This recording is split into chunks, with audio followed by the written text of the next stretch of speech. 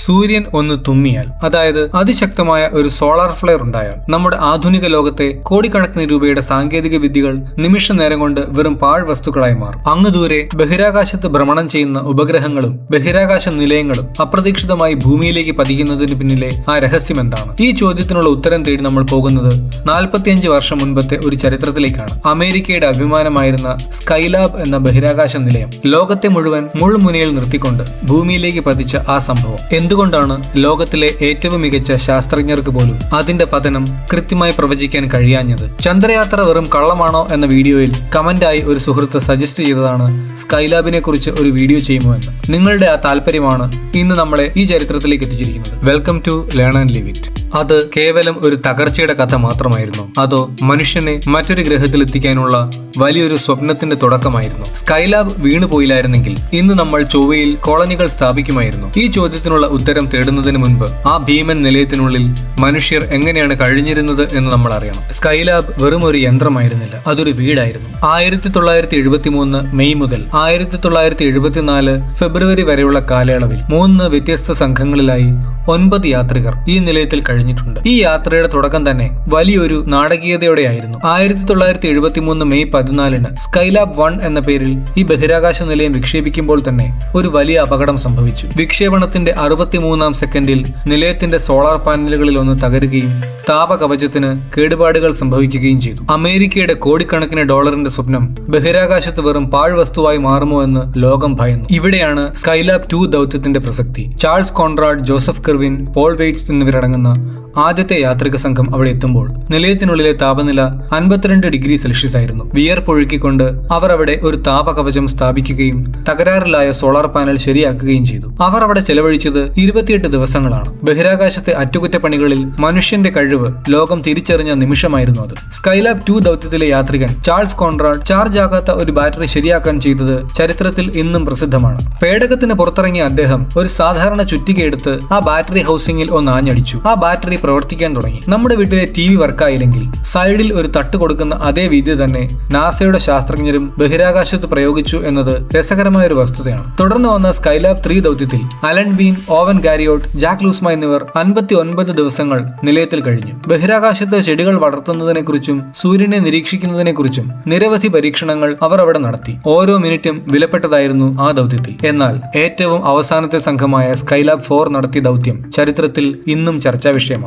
Edward Gibson, Gerald Carr, William Pogue എന്നിവരായിരുന്നു ആ സംഘത്തിൽ ഉണ്ടായിരുന്നത്. അവർ ബഹിരാകാശത്ത് ചെലവഴിച്ചത് നീണ്ട 84 ദിവസങ്ങളാണ്. ഇന്നത്തെ കാലത്ത് ഇത് സാധാരണമായി തോന്നാം, പക്ഷെ അന്ന് അതൊരു ലോക റെക്കോർഡായിരുന്നു. 1974 ഫെബ്രുവരിയിൽ സ്കൈലാബിലെ അവസാനത്തെ യാത്രികരും നിലയം വിട്ടിറങ്ങുമ്പോൾ അവർ ഒരു കാര്യം ചെയ്തിരുന്നു. നിലയത്തിന്റെ ഉയരം അല്പം കൂട്ടിവെച്ചു. ഭാവിയിൽ വരാനിരിക്കുന്ന സ്പേസ് ഷട്ടിലുകൾക്ക് സ്കൈലാബിനെ വീണ്ടും സന്ദർശിക്കാൻ സാധിക്കണം എന്നതായിരുന്നു ലക്ഷ്യം. അന്നത്തെ കണക്കുകൂട്ടലുകൾ പ്രകാരം 1983 വരെ സ്കൈലാബ് സുരക്ഷിതമായ ഭ്രമണപഥത്തിൽ തുടരേണ്ടതായിരുന്നു. പക്ഷേ സ്കൈലാബ് നേരിട്ട യഥാർത്ഥ വില്ലൻ സൂര്യനായിരുന്നു. ഏകദേശം 11 വർഷം കൂടി വരുന്ന ഒരു സോളാർ സൈക്കിൾ സൂര്യനുണ്ട്. 1970കളുടെ അവസാനം പ്രതീക്ഷിച്ചതിലും ശക്തമായിട്ടായിരുന്നു സൂര്യന്റെ അടുത്ത സൈക്കിൾ ആരംഭിച്ചത്. ഈ സോളാർ ഫ്ലെയറുകൾ ഭൂമിയുടെ അന്തരീക്ഷത്തെ ചൂടുപിടിപ്പിക്കുകയും അന്തരീക്ഷം വികസിക്കാൻ കാരണമാവുകയും ചെയ്തു. ബഹിരാകാശത്ത് വായു തീരെയില്ല എന്നാണ് നമ്മൾ കരുതുന്നത്. എന്നാൽ 100 കണക്കിന് കിലോമീറ്റർ മുകളിൽ പോലും നേരിയ അളവിൽ അന്തരീക്ഷമുണ്ട്. സൂര്യന്റെ ചൂടിൽ ഈ അന്തരീക്ഷം മുകളിലേക്ക് വികസിച്ചപ്പോൾ സ്കൈലാബിന് നേരിടേണ്ടി വന്ന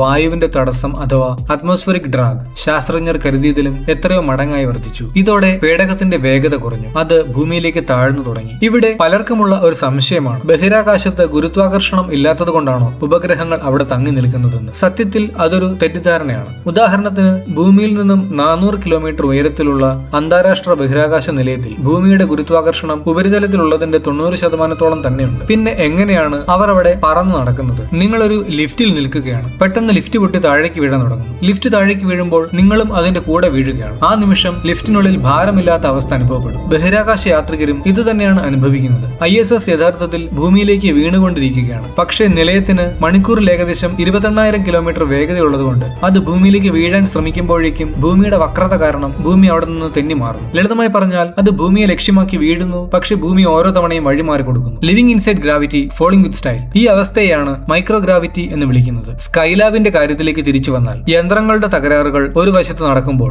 സ്കൈലാബിനുള്ളിലെ മനുഷ്യർ മറ്റൊരു പ്രതിസന്ധിയിലായിരുന്നു. അവസാനത്തെ സംഘമായ സ്കൈലാബ് 4ലെ യാത്രികർക്ക് നാസ നൽകിയിരുന്ന ജോലിഭാരം അസഹനീയമായിരുന്നു. ദിവസവും 16 മണിക്കൂർ ജോലി, ഓരോ നിമിഷവും ശാസ്ത്രീയമായി പ്ലാൻ ചെയ്തിരുന്നു. ഒടുവിൽ 1973 ഡിസംബർ 28-ന് ബഹിരാകാശ ചരിത്രത്തിലെ തന്നെ ഏറ്റവും വിചിത്രമായ ആ സംഭവം നടന്നു. ബഹിരാകാശത്തെ ആദ്യത്തെ പണിമുടക്ക്. കമാൻഡർ ജെറാൾഡ് കാറും സംഘവും ഒരു ദിവസത്തേക്ക് റേഡിയോ ഓഫ് ചെയ്തു വെച്ചു. ഭൂമിയുമായുള്ള എല്ലാ ബന്ധവും വിച്ഛേദിച്ചുകൊണ്ട് അവർ സ്വന്തമായി സമയം ചെലവഴിച്ചു. തങ്ങൾ യന്ത്രങ്ങളല്ല മനുഷ്യരാണെന്ന് ലോകത്തോട് വിളിച്ചു പറഞ്ഞ നിമിഷമായിരുന്നു അത്. റേഡിയോ ഓഫായത് പണിമുടക്കാൻ വേണ്ടി മനഃപൂർവ്വം ചെയ്തതല്ലെന്നും ഒരു അബദ്ധം പറ്റിയതാണെന്നുമാണ് ഒരു യാത്രികന്റെ വാദം. അബദ്ധമാണോ അല്ലയോ എന്ന കാര്യത്തിൽ തർക്കമുണ്ടെങ്കിലും ജോലി ഭാരത്തെക്കുറിച്ച് യാത്രികർക്കും നാസയുടെ ഗ്രൗണ്ട് കൺട്രോളർമാർക്കും ഇടയിൽ കടുത്ത തർക്കങ്ങൾ നിലനിന്നിരുന്നു എന്നത് വസ്തുതയാണ്. 1973 ഡിസംബർ 30-ന് യാത്രികരും നാസയും തമ്മിൽ റേഡിയോയിലൂടെ സുപ്രധാനമായ ഒരു ചർച്ച നടത്തി. യാത്രികരുടെ പ്രയാസങ്ങൾ നാസയ്ക്ക് ബോധ്യപ്പെടുകയും തുടർന്ന് അവരുടെ ജോലി സമയം പുനഃക്രമീകരിക്കുകയും ചെയ്തു. ഈ ചർച്ചയിലൂടെ ഏകദേശം $1 മില്യൺ അറിവാണ് തങ്ങൾ സമ്പാദിച്ചത് എന്ന് നാസയുടെ പ്രതിനിധി റിച്ചാർഡ് ട്രൂളി പറയുകയുണ്ടായി. ഈ ദൗത്യങ്ങൾ മനുഷ്യ ശരീരത്തെ എങ്ങനെ ബാധിക്കുന്നു എന്നതും ശ്രദ്ധേയമാണ്. ബഹിരാകാശത്ത് രക്തവും മറ്റ് ദ്രാവകങ്ങളും തലയുടെ ഭാഗത്തേക്ക് ഇരച്ചു കയറും. ഇത് കാരണം മുഖം വീർത്തു വരികയും അസ്ഥികളിലെ കാൽസ്യം മൂത്രത്തിലൂടെ പുറത്തുപോയി കിഡ്നിയിൽ സ്റ്റോൺ ഉണ്ടാകാനുള്ള സാധ്യത കൂടുകയും ചെയ്യും. ഇതിനെയാണ് പഫി ഫേസ് പ്രതിഭാസം എന്ന് വിളിക്കുന്നത്. ഇത് തടയാൻ പ്രത്യേക ട്രെഡ്മില്ലുകളിൽ അവർക്ക് വ്യായാമം ചെയ്യേണ്ടി വന്നു. 1978-ൽ നാസ ഈ നിലയത്തെ രക്ഷിക്കാൻ അവസാനവട്ട ശ്രമങ്ങൾ നടത്തിയിരുന്നു. അന്ന് നിലയം ഏകദേശം 250 മൈൽ ഉയരത്തിലേക്ക് താഴ്ന്നിരുന്നു. നിലയത്തിന്റെ ആകൃതി മാറ്റിക്കൊണ്ട് വായുവിന്റെ തടസ്സം കുറയ്ക്കാനായിരുന്നു ശ്രമം. ഇതിനെ എൻഡോൺ വെലോസിറ്റി വെക്ടർ എന്നാണ് വിളിക്കുന്നത്. അതായത് നിലയത്തിന്റെ കൂർത്ത ഭാഗം സഞ്ചാര ദിശയിലേക്ക് തിരിച്ചു വെക്കുക. ഇത് നിലയത്തിന്റെ ആയുസ് 3.5 മാസം കൂടി നീട്ടിക്കൊടുത്തു. പക്ഷെ അപ്പോഴേക്കും ഷട്ടിൽ ദൗത്യങ്ങൾ വൈകിയതിനാൽ സ്കൈലാബിനെ രക്ഷിക്കാൻ കഴിയില്ലെന്ന് ഉറപ്പായി. സ്കൈലാബിന്റെ അന്ത്യം 1979 ജൂലൈ 11-നായിരുന്നു. നിലയം ഭൂമിയിൽ എവിടെ വീഴുമെന്ന ഭീതി ലോകമെമ്പാടും പടർന്നു. സ്കൈലാബ് ഭൂമിയിൽ എവിടെ വീഴും? 1,69,000 പൗണ്ട് ഭാരമുള്ള ആ ഭീമൻ ജനവാസ കേന്ദ്രങ്ങളിൽ വീണാൽ വലിയ ദുരന്തമാകും. നാസയുടെ കൺട്രോളർമാർ നിലയത്തെ ഒരു ടംബിൾ അവസ്ഥയിലേക്ക് മാറ്റി. അതായത് അവസാന നിമിഷം നിലയത്തെ ഒന്ന് കറക്കി വിട്ടു. നമ്മുടെ നാട്ടിൽ പറയുന്ന പോലെ വീഴാൻ പോകുന്നവനിട്ട് ഒരു തള്ളുകൂടി കൊടുക്കുക. ആ ചെറിയ തള്ളലിലൂടെ പേടകത്തിന്റെ ഗതി മാറ്റി ഓസ്ട്രേലിയയുടെയും ഇന്ത്യൻ മഹാസമുദ്രത്തിന്റെയും മുകളിൽ വെച്ച് അത് കത്തിയമരുമെന്ന് അവർ ഉറപ്പുവരുത്തി. ഭാഗ്യവശാൽ ഭൂരിഭാഗം അവശിഷ്ടങ്ങളും സമുദ്രത്തിലും ഓസ്ട്രേലിയയിലെ വിജനമായ പ്രദേശങ്ങളിലും വീണു. ഏകദേശം 2450 മൈൽ നീളത്തിലാണ് സ്കൈലാബിന്റെ അവശിഷ്ടങ്ങൾ അന്ന് ചിതറിക്കിടന്നത്. ഇന്നും